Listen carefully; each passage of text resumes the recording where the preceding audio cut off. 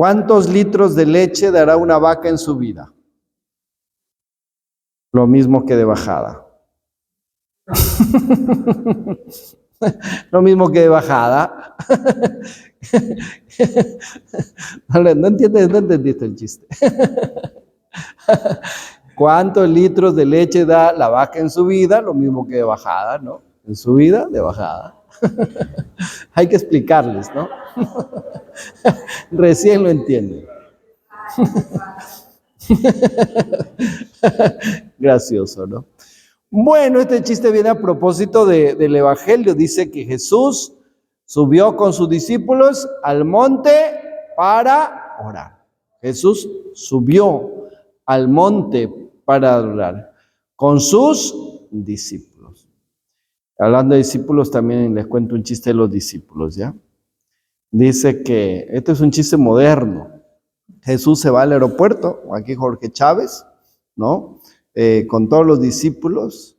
Entonces, si allá en una aerolínea, Judas, es el encargado de la economía, ¿se acuerdan, no?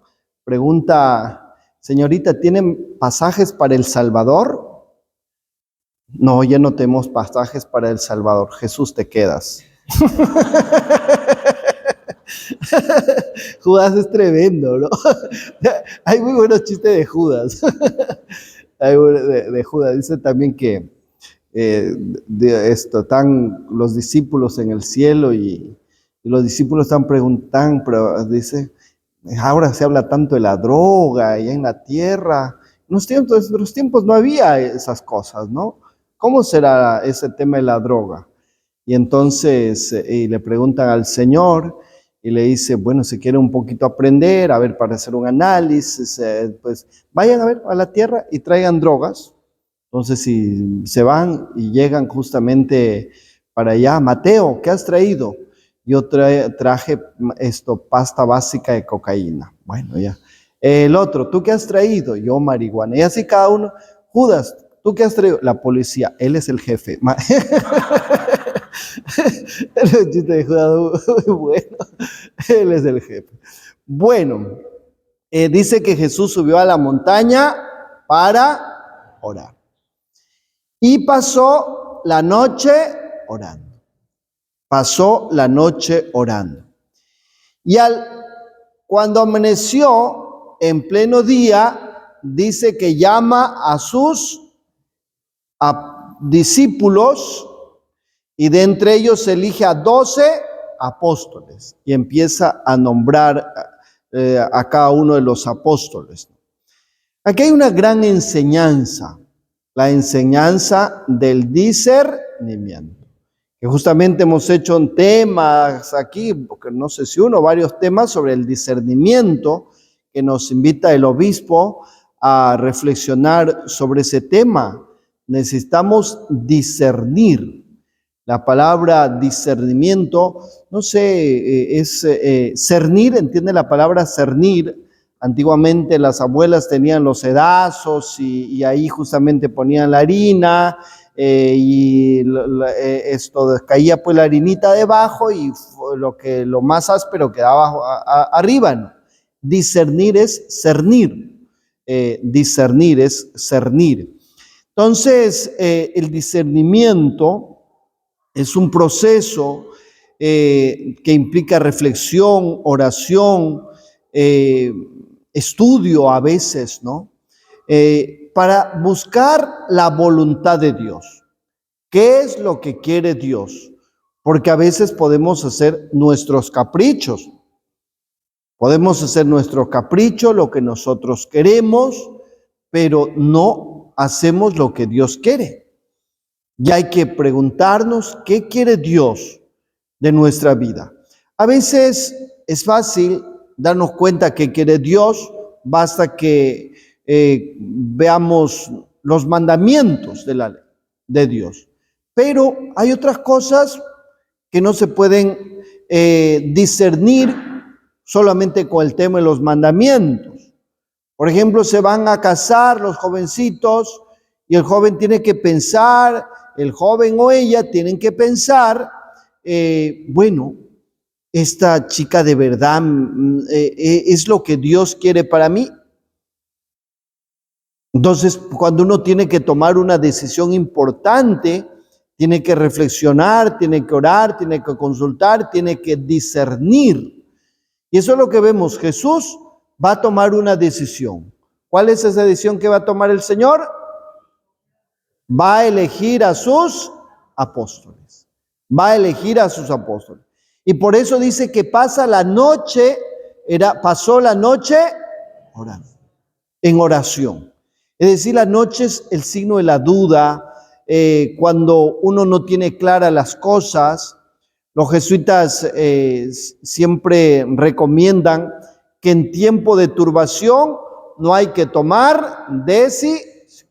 Cuando están, no, oye, te casaste, no, y bueno, y ya, porque surgió una cosa y ya, apaga y vamos.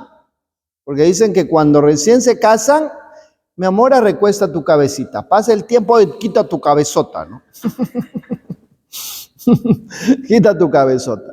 Mi amiga decía Walter, con el cual actualmente mi esposo, cuando éramos novios, me decía, mi amor, me da ganas de comerte a besitos. Ahora, después de 15 años, me dice, ¿por qué no te tragué, desgraciada, para que no me fastidies ahora?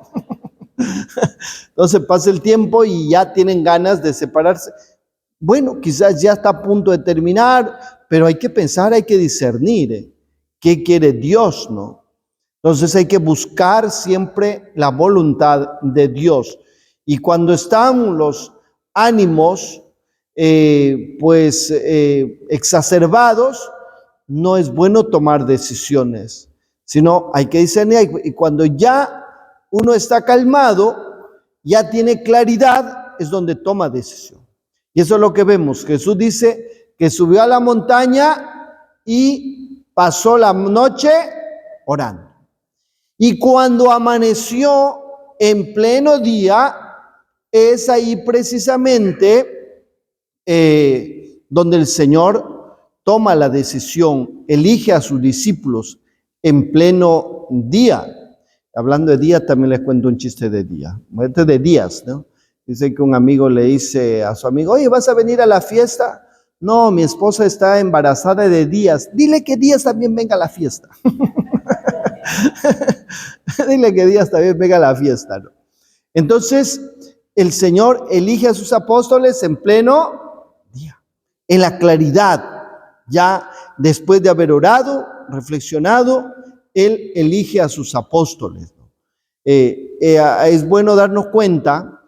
A veces los evangelios a los 12 les llama discípulos, pero propiamente la palabra técnica para ellos es apóstoles, porque los discípulos eran un grupo más grande de seguidores. Y también a veces le llaman los evangelios discípulos, pero solamente a los 12 les llama apóstoles. Y de tal modo que recordarán que cuando ya Judas se muere, ¿no? Judas, como me gustan los chistes de Judas, me viene otro. dice que había un padrecito que decía que todas las cosas que habían pasado, ¿no? Porque Judas era argentino. Y siempre que Judas era argentino, y los argentinos se quejaron, ¿no? Porque era una comunidad de argentinos, se quejan al obispo. Y entonces le dice el obispo le dice, padre, ¿por qué te anda diciendo que Judas era argentino, no? Así que ya deje de decir esas cosas, ¿no? Le voy a cambiar de parroquia. Bueno, y el siguiente domingo nuevamente empezó a predicar, y entonces le dice, y Jesús en la última cena dijo, todos ustedes me van a traicionar. Y entonces mirando a Judas, Judas le dijo, che, maestro, otra vez te lo has tomado conmigo. Otra manera de decir Judas, argentino, ¿no?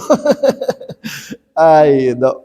Entonces, cuando ya Judas muere, entonces ya quedaban, ¿cuántos? 11. Quedaban 11 y tuvieron que elegir a otro para que completara el número de los 12. ¿A quién eligieron? ¿Se acuerdan? A San Matías, ¿no? A San Matías. Y las condiciones, dicen ellos, Pedro, para que ocupe el puesto de apóstol, dice de los que estaban con ellos desde que empezaron, ¿no? Con el bautismo de Juan hasta la resurrección del Señor, ¿no? Que hayan visto todo ese proceso, ¿no?